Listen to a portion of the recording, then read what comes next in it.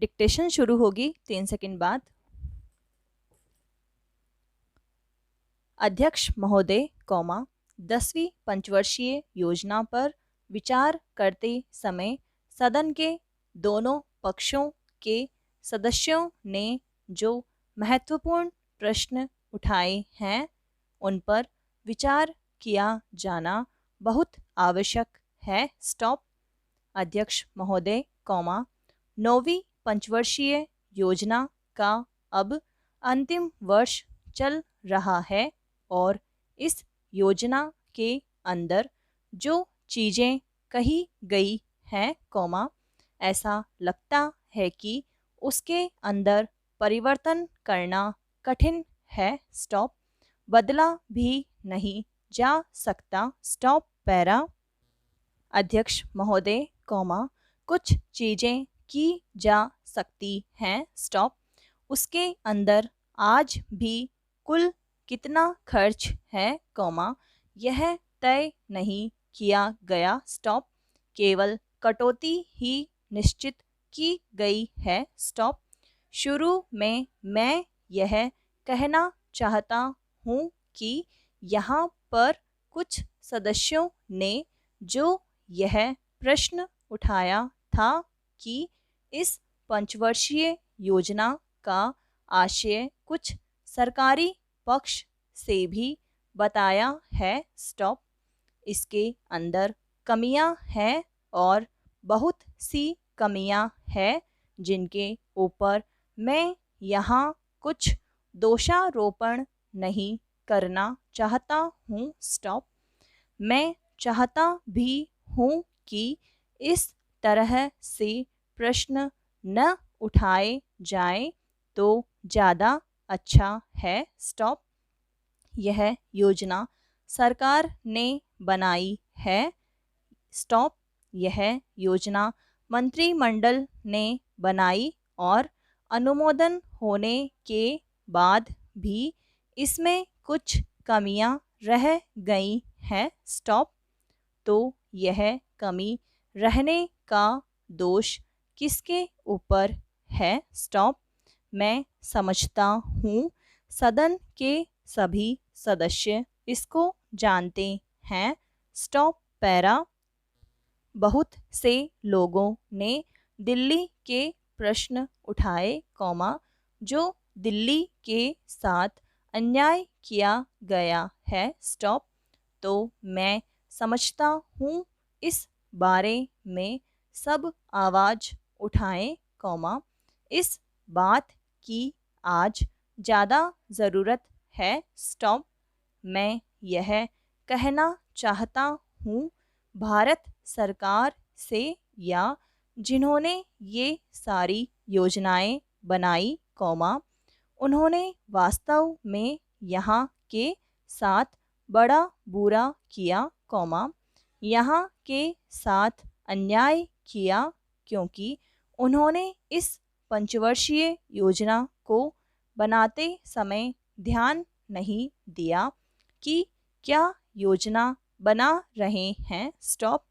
गलत बना रहे हैं या सही बना रहे हैं। स्टॉप। इनसे क्या लाभ हानि होगा, इन सब बातों पर उन्होंने विचार नहीं किया। स्टॉप। तो मैं समझता हूँ ऐसी परिस्थितियों के अंदर यह बात ठीक नहीं है। स्टॉप। ऐसी दशा में यहाँ पर 5 वर्षों में आने वाली योजनाएं बेकार बनकर रह जाएंगी। स्टॉप। जो कटौती निश्चित की गई है उसको समाप्त करना चाहिए ताकि दिल्ली को हम अंतर्राष्ट्रीय स्तर का एक आदर्श नगर बना सकें। स्टॉप। यह बहुत ही आवश्यक है यदि हम इस स्थान की उन्नति चाहते हैं। स्टॉप। इसलिए अब मैं अपना कथन इन शब्दों के साथ ही समाप्त करता हूँ। Stop para. अध्यक्ष महोदय, आपने मुझे 10वीं पंचवर्षीय योजना पर बोलने का अवसर दिया, इसके लिए मैं आपका आभारी हूँ। आपने मुझे कम समय दिया, इसके लिए भी आभारी हूँ। अभी मेरे से पूर्व कुछ सदस्यों ने हम पर यह आरोप भी लगाया कि हम योजना में विश्वास नहीं रखते। उन्होंने तो यह भी कहा कि हमारे चुनाव घोषणा पत्र में भी उनको इस बारे में कुछ नज़र नहीं आया।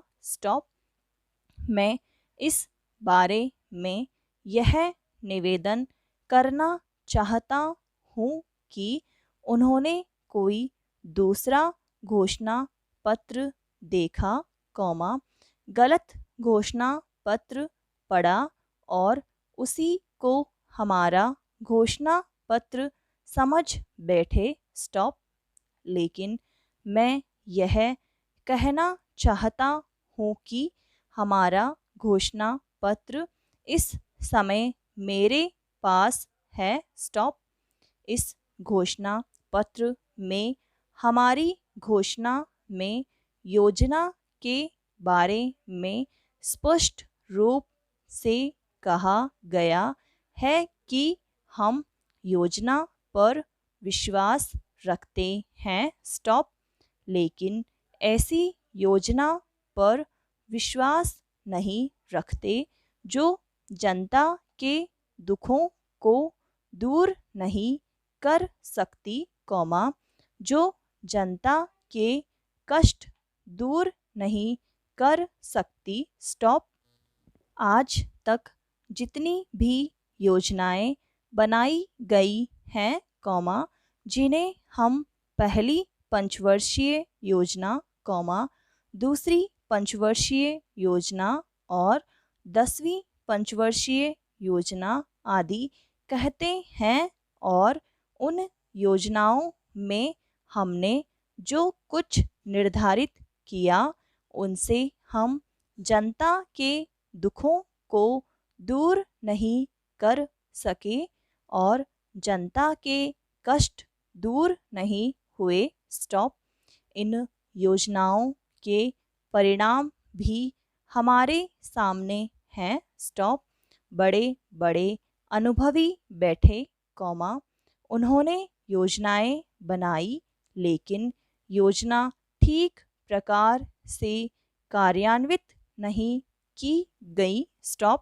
उन योजनाओं में काफ़ी दोष थे जिसके कारण ये योजनाएं लोगों के दुखों को दूर नहीं कर सकी। लोग दुखी हो रहे। पैरा मैं यहाँ पर कहना चाहता हूँ कि जो हमारी योजना थी उसका परिणाम क्या निकला। उसका परिणाम यही निकला कि हमें रुपए का मूल्य कम करना पड़ा। जो योजना होती है वह राष्ट्र धन को ऊंचा करने के लिए बनाई जाती है। लेकिन हमारे सामने आंकड़े हैं, इसका परिणाम हमारे सामने है।